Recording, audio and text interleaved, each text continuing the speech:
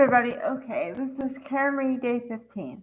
I'm sorry I'm a little late, but I didn't watch the whole trial from the beginning, so um, what happened is it's a half day today, so I waited until it was done and then I looked at to make sure I didn't miss anything. But I really didn't miss anything. Okay. My initial impression of this witness was, and there was only one witness on the stand today, Jen McCabe. Now, Jen McCabe is Matthew McCabe's wife, and Matthew was on the stand on Friday. We didn't have court yesterday because apparently Massachusetts celebrates a holiday that's also celebrated by Canada. I don't understand it. I don't get it, but it is what it is. Okay, so we're day 15. Um, at first, my initial impression of Jen McCabe was she was going to be helpful, tell the truth, and just, you know, it was just going to go kind of smooth and move on to the next witness. Boy, was I wrong. Okay, now I have to backtrack just slightly into one thing Matthew McCabe said on Friday. And I had an issue with it at that point, and I'll explain why. He said, "Tell them the guy never went into the house. Never came in the house." Okay, first of all, I had a problem with it saying that guy because I thought it was very disrespectful to the deceased John O'Keefe. Secondly, and now I have even more context, they're supposedly best friends or friends. Okay? If I am friends with someone, I don't refer to them as that guy, that woman, that girl. I refer to them at least by name. And if you want a clarification of the relationship we have, I'll clear it up. But I never say that guy, that girl. I use that terminology when I'm talking about someone I don't know. Like if I see somebody walking down the street and doing something odd, I would say, okay, that guy dressed in blue walked down the street and did XYZ. That's for someone I don't know. For a friend, I at least use their name. Now, here's the interesting part of this. On Friday, they talked about, well, did you guys, seems like you guys got together and made sure your stories matched up. And he said, oh, no, no, no. Okay. And I said, without knowing anything, without being able to put all the pieces together, I said, this seems like collusion to me in my own head.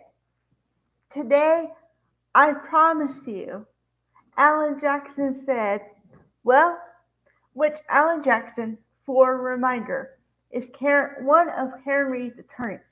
Okay? He said, well, ma'am, that seems like you guys got together and made sure your stories matched up. That seems like collusion to me. And I was like, oh my God, I said collusion 2 days ago. I said this smells like collusion.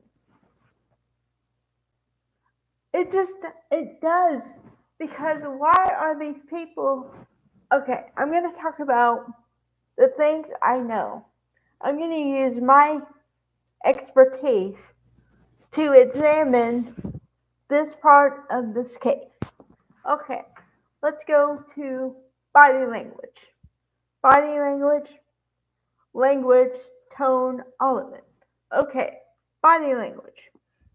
When these witnesses are being honest and or they don't feel like they have anything to hide, they're open, their body language is open, they're very talkative, their voice is up, there's no confusion whatsoever. Then after lunch, they get selective amnesia. Or so I thought. Now I'm amending what I said slightly. When they get confronted by something they don't want to answer or they want to avoid, they start getting very stern, very defensive, and their whole stance and everything is just completely different. Their body is like closed down, they get argumentative, their language gets very accusatory, almost like yelling, but they're not, but very close, and very knitted brows. They look like they're pissed off. They might not be, but they appear that way. Okay, their language comes very, they forget a lot or they want to correct a lot, but too much. Um, it even came to a point today when Jim McCabe was trying to answer the questions before he even asked them. That's not what you do. And even the judge said, "Ma'am, I know you think you're doing right, but let the lawyer do what he has to do. Let the lawyer do what he has to do. And you just answer the question he asked." She had to say that because it seems to me that with this witness, maybe along with two others that I can pinpoint, are trying to create their own narrative and forget the truth. And as far as friends, first of all, the first thing I thought when somebody said that is with friends like this, who needs enemies? Also, your definition of friend or their definition of friend and my definition of friend completely like, here's their definition of friend, here's my definition of friend, completely apart.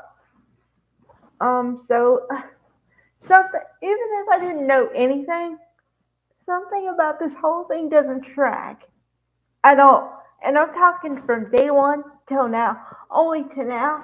Now it's getting more cemented in my head because I'm like, okay, well, because this is how I go about in life and kind of in a trial too. I'm like, okay, let's see if this all tracks. And then I start to notice places where it doesn't track. And I'm like, okay, that doesn't make sense. That doesn't add up to what they said. Okay, well, they said something else here. They said something else completely different here. These two witnesses, the McCabe's, yeah, they seem and they sound like they're trying to get one over on somebody. Like I said, I might be completely misreading this, but I'm going based on my intuition and body language and tone knowledge. And it just doesn't track. And I'm going to go back to something I said a couple days ago. If you're telling the truth, then you shouldn't have anything you feel like you have to hide. So why are you being so evasive and avoidant? Why? There's you're not on trial here. You personally are not on trial here. So what's the point? Why? See, it's starting to sound sketchy. So I don't know. But if you guys want to look and see the trial, go to anywhere. Just type in Karen Read day 14, 15, whatever you want. Watch the trial for an hour or whatever the hell. And you make your own decision because it just seems sketch to me. All right.